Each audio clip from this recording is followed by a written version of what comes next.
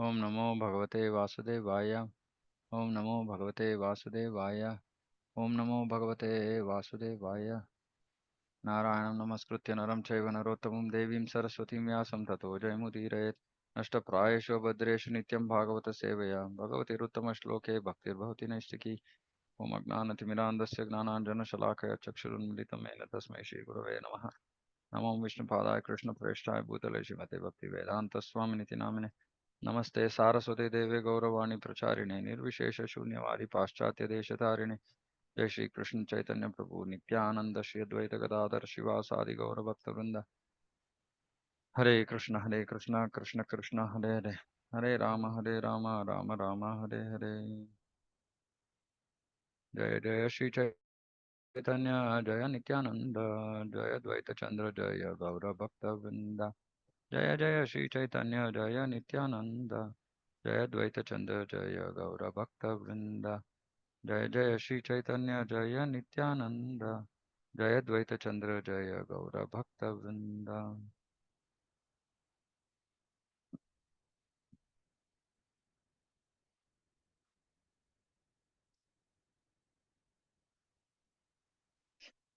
Okay, chapter 4. All the learned persons headed by Nilambara Chakravarti as well as all friends and relatives came for the name-giving ceremony. Many chaste women who were decorated with vermilion and were as effulgent as Lakshmi came for the ceremony. Everyone considered what name should be given.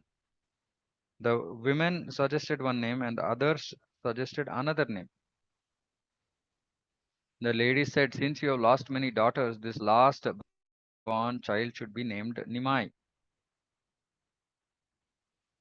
After due consideration, the learned scholars there suggested an appropriate name for the child. They said, since this child was born, all the surrounding provinces have been devoid of famine and the farmers have had sufficient rains. Just as Lord Narayana previously delivered the earth, the entire world has become prosperous since the time of his birth. Therefore, this child should be named Sri Vishwambhara. This name is also given in his horoscope. The name Nimai, suggested by the chaste ladies, will be his second name. The occasion of the child's name giving ceremony was most auspicious. The Brahmanas recited the Bhagavad Gita, the Srimad Bhagavatam, and the Vedas. Both demigods and human beings chanted the name of Hari as conch shells were blown and bells were rung. Then, to examine the child's preference, they placed paddy, a book, roasted paddy, money, gold, and silver in front of him. Jagannath Mishra said, listen, my dear Vishwambhara, pick up whatever you find attractive. Sri Sachinandana left everything aside and embraced the Srimad Bhagavatam. From all sides, the chaste ladies exclaimed, Jai, Jai. Everyone predicted that the child would become a great learned scholar. Someone said, this child will be a great Vaishnava. He will realize the purport of the scriptures in a short time. Whoever was blessed by Vishwambara's smiling glance was filled with happiness. When a lady took him on her lap, he did not know how to put him down. In this way, the ladies held on their laps he who is rarely attained by the demigods. Whenever the Lord cried, the women immediately clapped their hands and chanted the names of Hari. As the Lord heard their chanting, he began to dance on their laps. This in turn inspired the ladies to chant with greater enthusiasm. Everyone there continually chanted the names of Hari, for they were induced by the will of the Supreme Lord. Without the Lord's will, no activities are successful. This is confirmed in the Vedic literature and the Srimad Bhagavatam. In this way, the Supreme Lord Sri Sachinandana inspired everyone to chant his holy names as he grew up day by day. The calling of the Lord was most beautiful, and the tinkling of the bells on his waist enchanted the minds of all. He fearlessly wandered throughout the courtyard and grabbed whatever he saw, even fire or a snake. One day, a snake entered the house, and the Lord caught hold of it in childish sport. The Lord then laid down on the coils of the snake. Seeing this, everyone immediately exclaimed, "Alas, alas!" But the Lord simply smiled as he lay on the snake.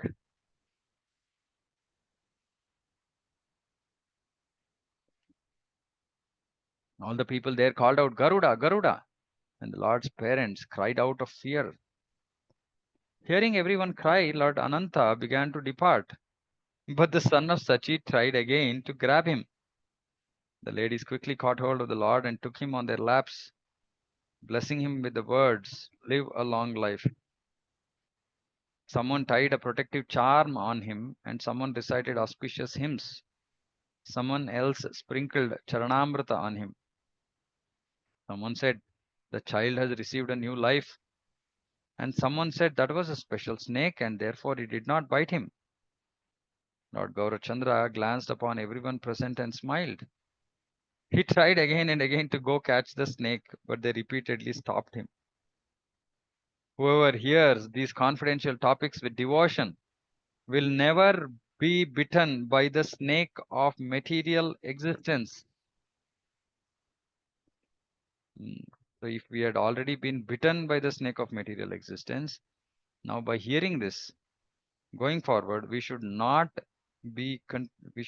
not be, as in we will come out of the bite, which means that we will get rid of this attraction to this material world.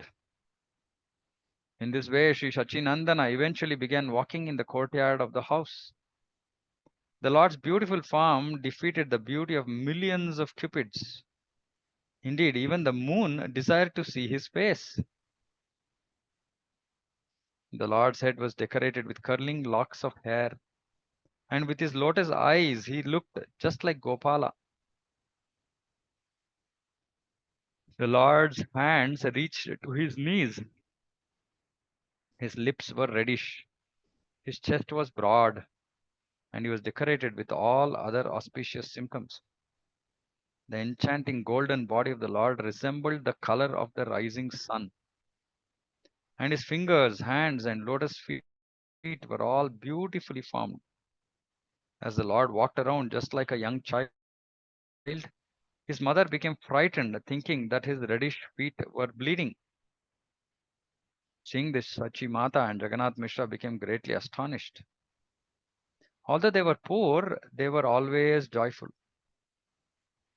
One day, as they sat together in seclusion, they whispered to each other, "Some great personality has taken birth in our family. Since such a qualified person has taken birth in our house, perhaps our material distress will come to an end. We've never before heard of such behavior in a child. He continually dances and smiles upon hearing the sound of the holy names. Whenever he cries, he is not pacified until he hears the loud chanting of the name of Hari." In the morning, all the ladies would gather around the child and perform Sankirtana.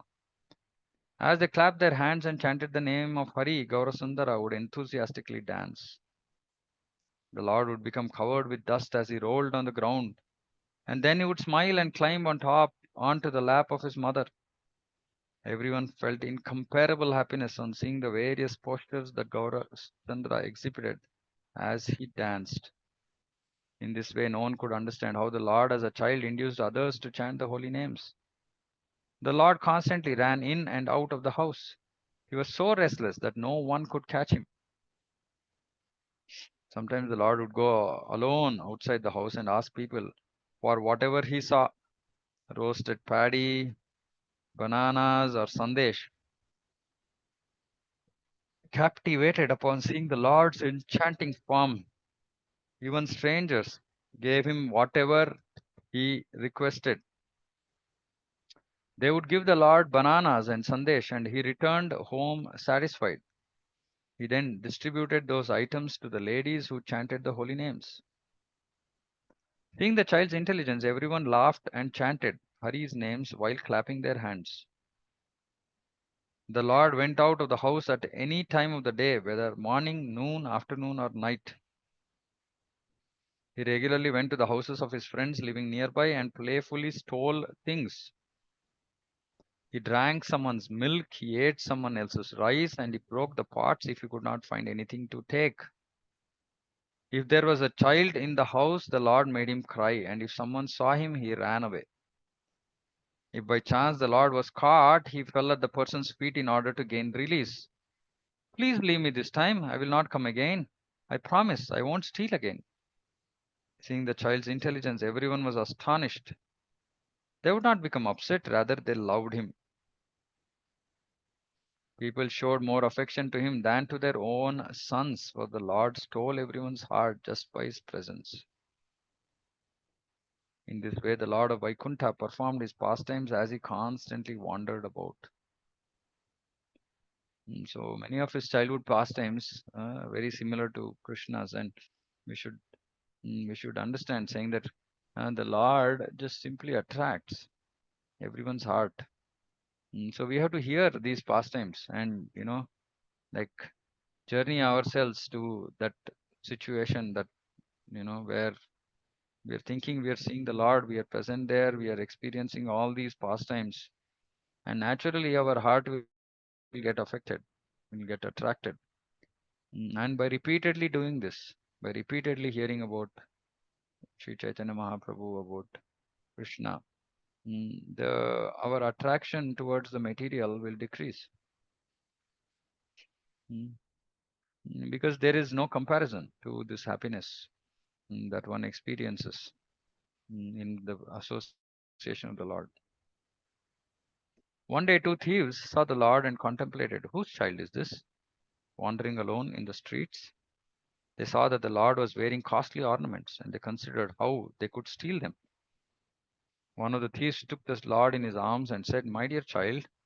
And the other thief said, where have you been so long? The thief said, come, let us go home. And the Lord smiled and said, yes, let us go. The two thieves hurriedly carried the Lord away as onlookers considered that they were taking their own son home. There were millions of people in Navadvip, so who could recognize everyone? The thieves, meanwhile, were greatly satisfied to see the child's ornaments. One of them thought, I will take the bangles. And in this way, they both dreamt of their soon to be acquired riches.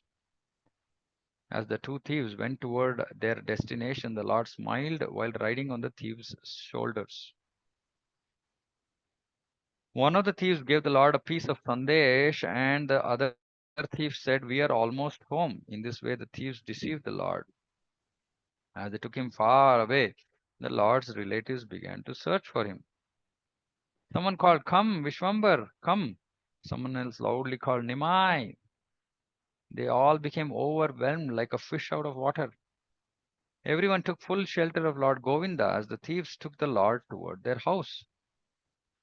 Being influenced by the Lord's illusory energy, the thieves lost their way and returned to the house of Jagannath Mishra while thinking that they had returned to their own home.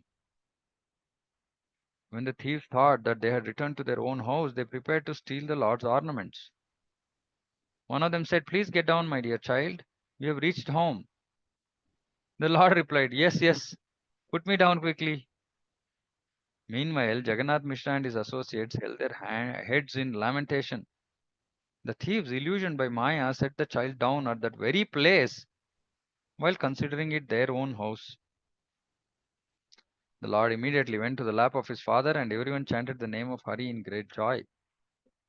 The people's condition was beyond description. It was as if their lives had returned to their bodies. The thieves then realized that it was not their house, but they could not understand where they were. In the middle of the commotion, no one saw what had happened. Thus, undetected, the thieves ran away in fear. Both the thieves thought, how strange. One of them said, did someone perform some magic on us? They both concluded, Goddess Chandi has saved us today. Then, after they regained their composure, they embraced each other. In reality, the two thieves were most fortunate, for they had carried the Supreme Personality of Godhead on their shoulders. In the meantime, everyone thought, who brought him back? Tie some new cloth on his head as a gift. Someone said, I saw two persons come here. They set the child down and then vanished. Since no one said, I brought him, everyone became perplexed. They all asked Nimai, dear child, please tell us who brought you here. Where did he find you? The Lord replied, I went to the bank of the Ganges and then lost my way. As I was wandering on the street, two strangers took me in their arms and brought me here. Everyone said the statements of the scriptures cannot be false. It is said that children, as well as old and helpless people, are protected by providence. In this way, the people considered what had happened, but they could not know the facts due to being illusioned by Lord Vishnu's illusory energy. In this way, the Lord of Vaikuntha performed amazing pastimes. Who can understand those pastimes unless the Lord reveals them? Whoever hears these topics, which are confidential to even the Vedas, will certainly attain firm devotion for the lotus feet of Lord Chaitanya. Accepting Sri Chaitanya and Nityananda Prabhu as my life and soul, I, Vrindavan Das, sing the glories of their lotus feet. One thing about all this, these pastimes and the Palashruti that the devotees are giving, they are actually benedictions, they are blessings.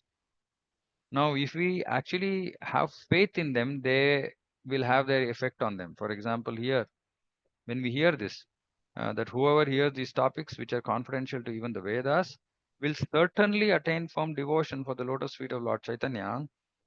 We should just accept it as, okay, I receive this benediction. We should not have even an iota of doubt saying that, oh, how is it possible? I'm just hearing some, topics. How can I attain firm devotion to the Lord? Now, if we doubt this, then we um, will not receive the benediction. Krishna will just say, okay, you don't have trust. Okay, no problem. So we will not become recipients of the mercy. So if we want to become recipients of this mercy, it just requires faith. Just requires faith. Yes, I heard this. I heard this topic very sincerely.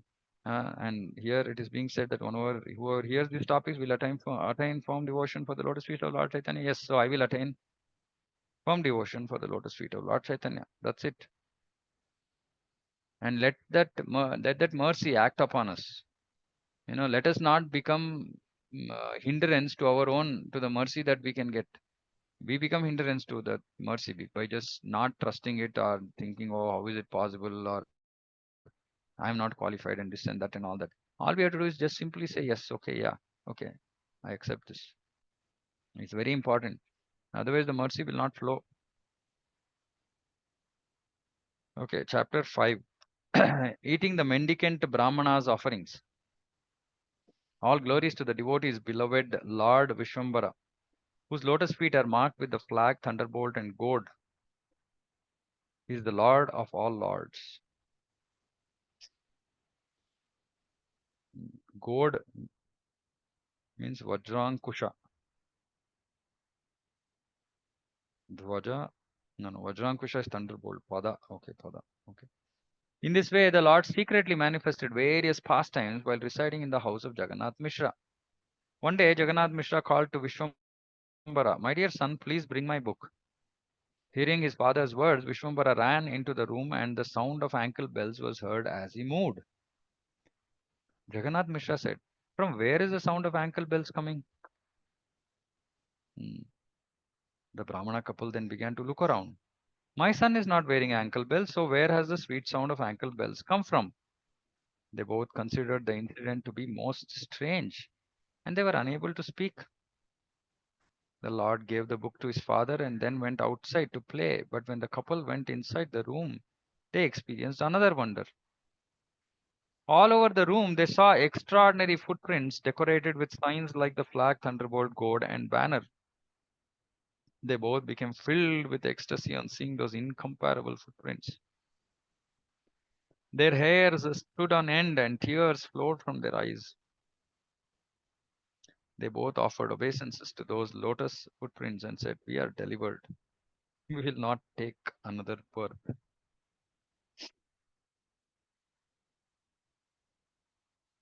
One who even once sees the lotus feet of Lord Vishnu is delivered from material existence.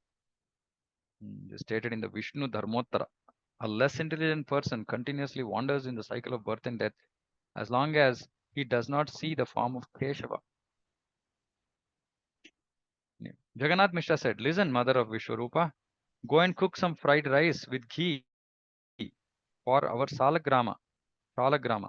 Tomorrow morning I will bathe our Damodara Shalagrama with Panchagavya. I can understand that our Shalagrama is walking around the room.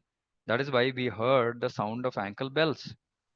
In this way, they both worshipped Shalagrama Shila with great satisfaction, and the Lord smiled within. Now, please hear another wonderful pastime performed by the son of Jagannatha. One most auspicious mendicant Brahmana was wandering to various holy places in search of Krishna. He worshipped the Lord with the sixth syllable Gopala mantra, and he would eat only what he had first offered to Gopala.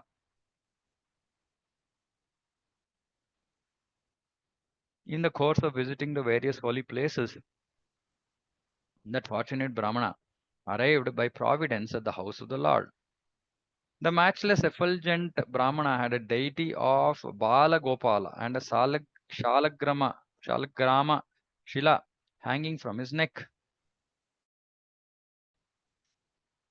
He constantly chanted the name of Krishna while he kept his eyes half closed and internally relished ecstatic love for Govinda.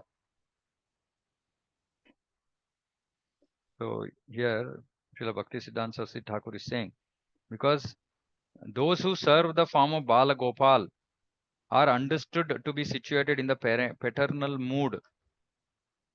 So simply without being in paternal mood, we should not just simply worship Bala Gopal, or without knowing what our eternal mood is, we should not end up worshipping any deity forms. When Jagannath Mishra saw the effulgent Brahmana, he respectfully stood up and then offered obeisances. Jagannath Mishra received the Brahmana with the etiquette due to a guest. He personally washed the Brahmana's feet and then offered him a proper seat. After the Brahmana was comfortably seated, Jagannath Mishra asked him, "Where is your residence?" And the Brahmana replied, "I am a wandering mendicant. I go wherever my restless mind takes me." With folded hands, Jagannath Mishra said, "Your traveling is for the benefit of the world. Today I am especially fortunate. Please order me and will go arrange for your cooking." The Brahmana replied, "Please do whatever you feel suitable." Jagannath Mishra then happily arranged all sorts of palatable ingredients. Jagannath Mishra and Sachi Devi nicely cleaned the kitchen and kept all the ingredients ready for cooking. Satisfied with the arrangement, the Brahmana cooked and then sat down to make an offering to Krishna. Sri Sachinandana, the super soul of all living entities, then decided to give darshana to the Brahmana. As soon as the great Brahmana began to meditate, Sri Gaura Sundara came before him. The Lord was naked and all of his limbs were covered with dust. His eyes were reddish and his hands and feet were most beautiful. The Lord smiled and took a handful of the Brahmana's rice. He then ate the rice as the Brahmana watched. The fortunate Brahmana cried out, "Alas, alas, this naughty boy has stolen the rice." Chanchala balake, Chanchala balaka, Anna churi karileka. He stolen the rice.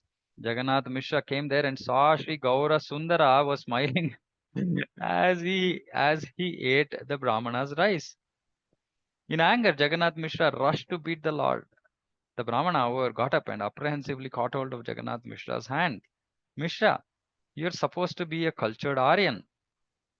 What is the use of beating this ignorant boy?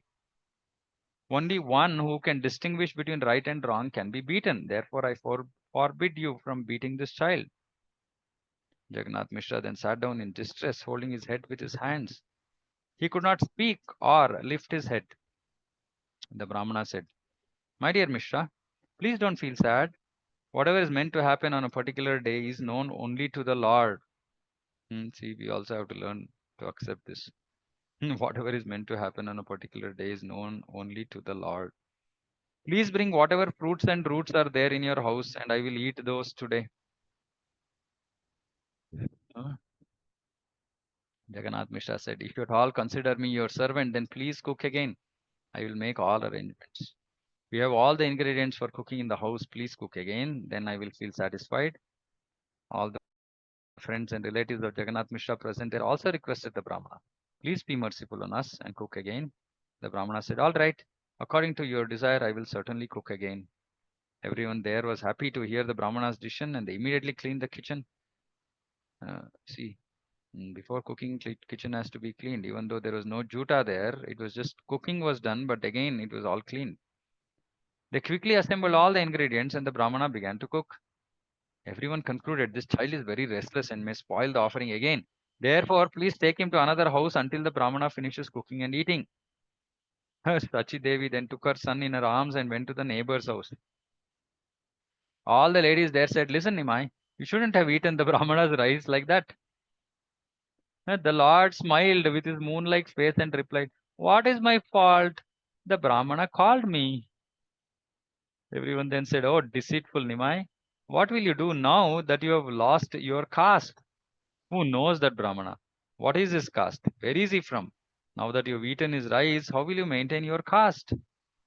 The Lord smiled and said, "I am a cowherd boy, and I always eat rice cooked by Brahmanas.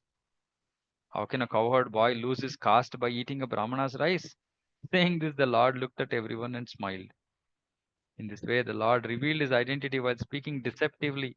But by the influence of his Maya, no one could understand him.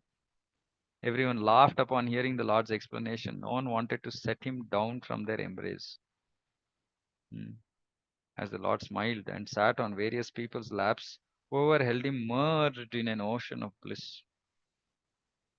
Meanwhile, the Brahmana finished cooking again, so he sat down to make the offering.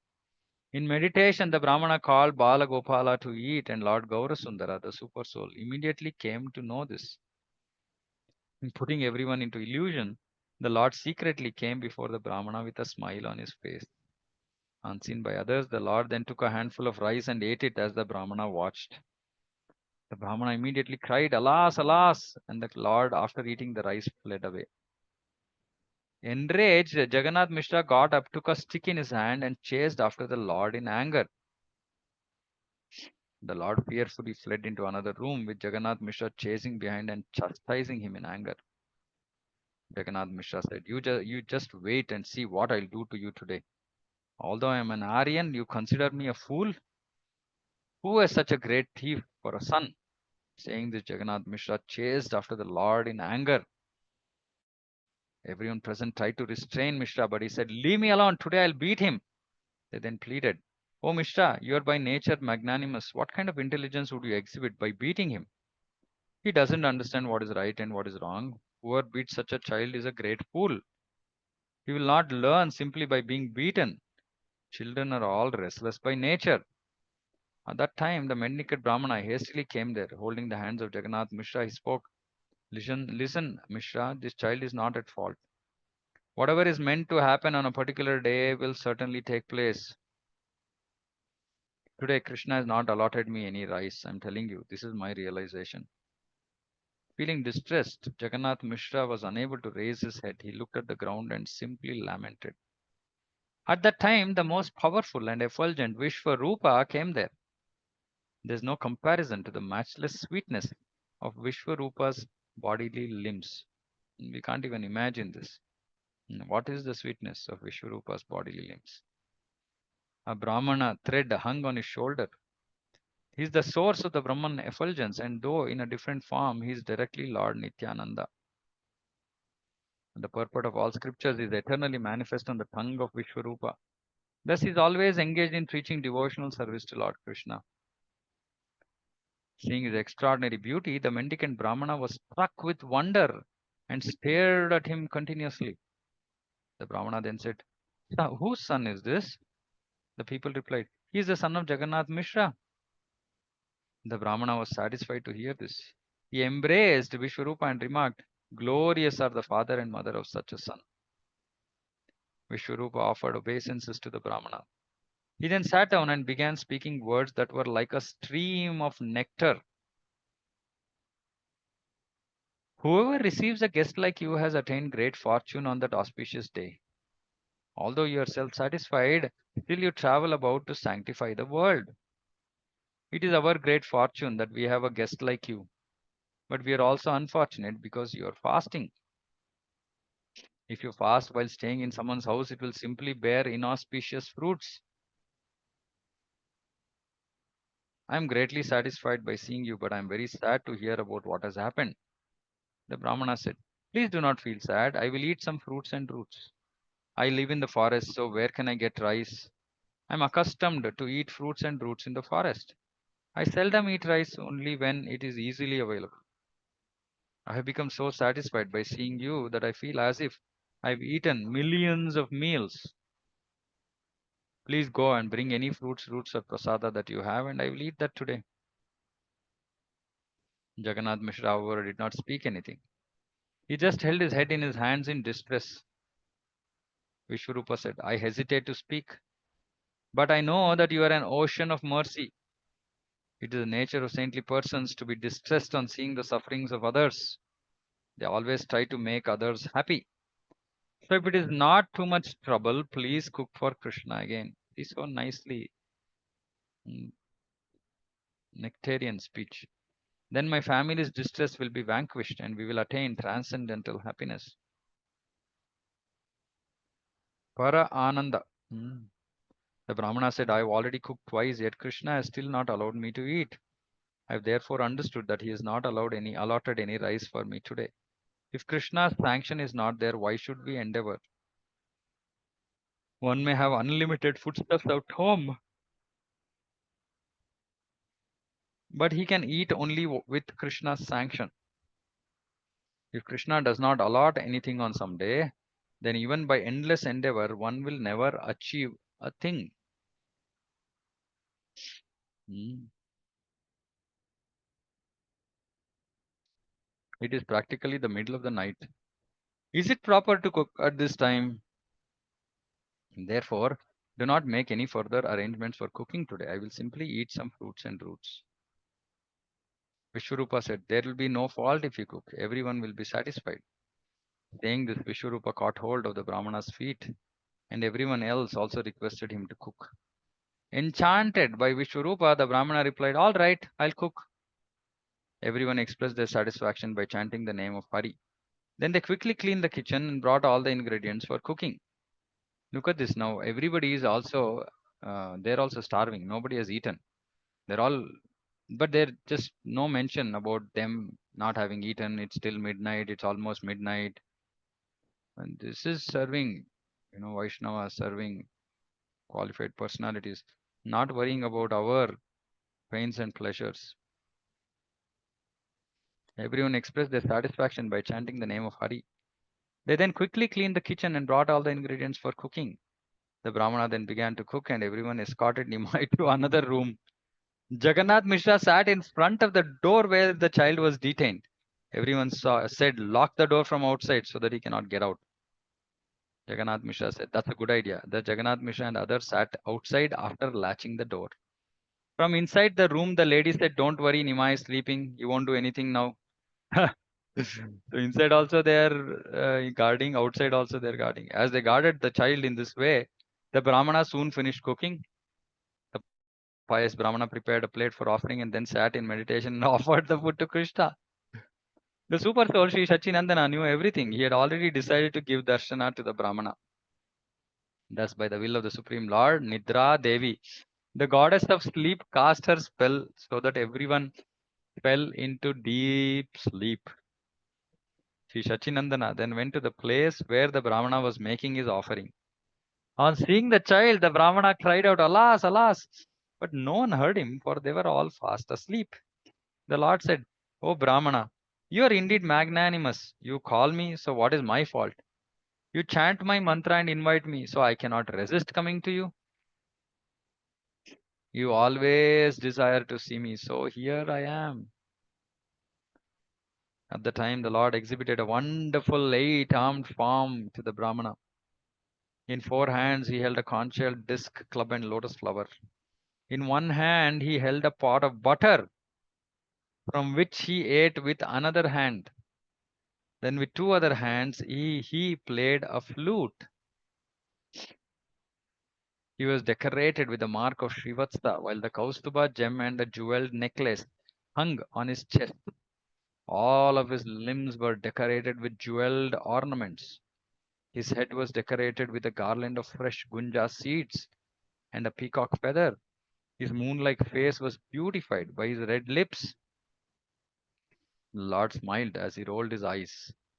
His Vaijayanti flower garland and shark-shaped earrings, Makara Kundala, swayed to and fro. His lotus feet were adorned by jeweled ankle bells, and all darkness was dissipated by the shining of his toenails. This toenail. The Brahmana also saw the abode of Vrindavana filled with wonderful Kadamba trees and the chirping of various birds. He saw cowherd boys and girls in all directions. Indeed, whatever he had meditated on, he saw manifest before him.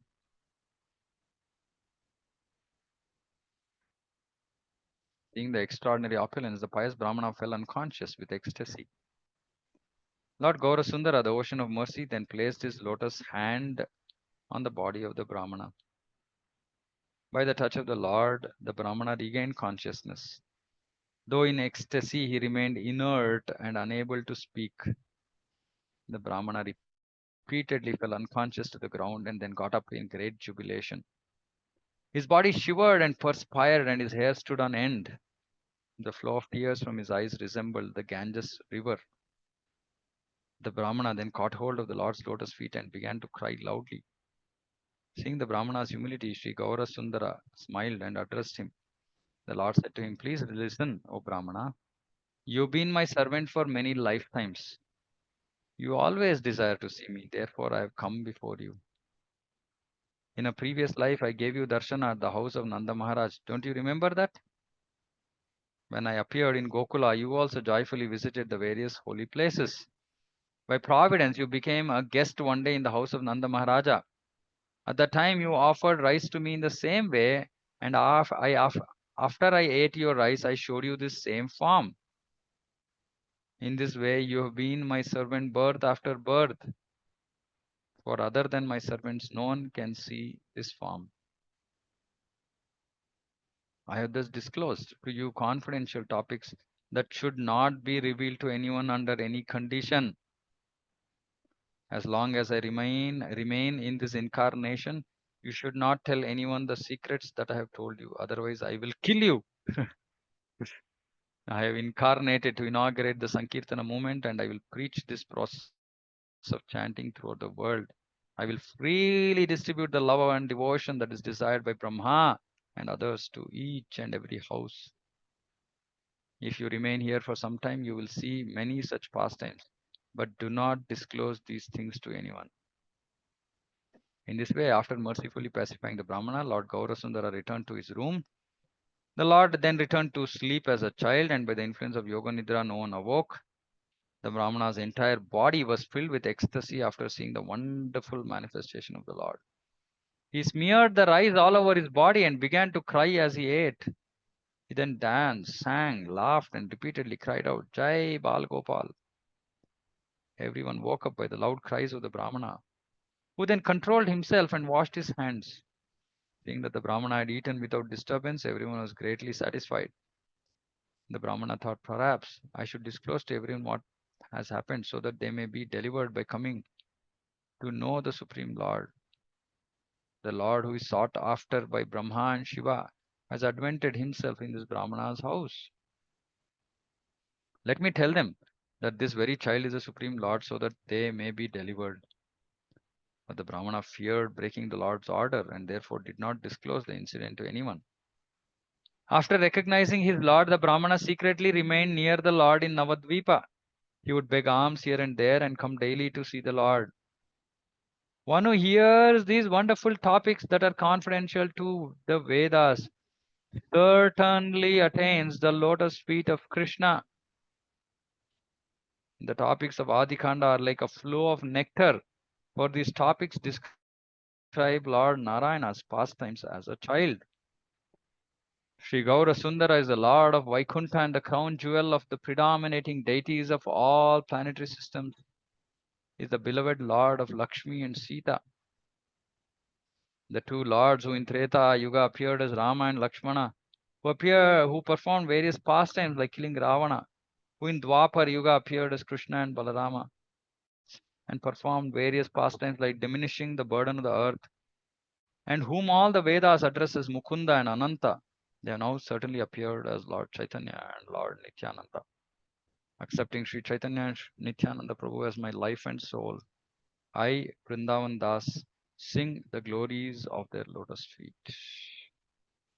Sri Chaitanya Bhagavat ki jai, Jagat Guru Srila Prabhupada ki jai, Samaveta Gaura Bhaktivinoda ki jai, Vancha Kalpatarubhyascha Kripa Sindhubhyo cha Patitanam Pavanebhyo Vaishnavebhyo Namo Namah. Hare Krishna.